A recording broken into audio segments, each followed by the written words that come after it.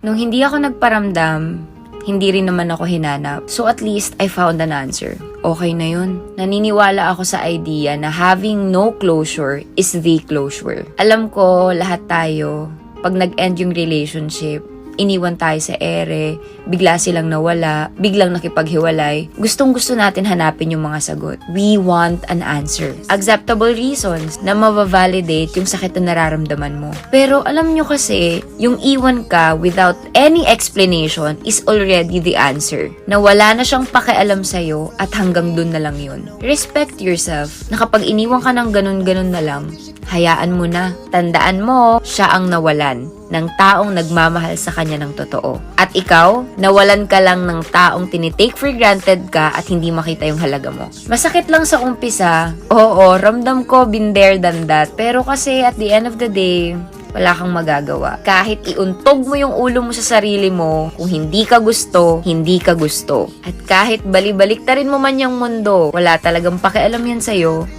kung ayaw niya sa'yo. At hindi niya makikita ang halaga mo kasi never niya naman talagang tiningnan yun.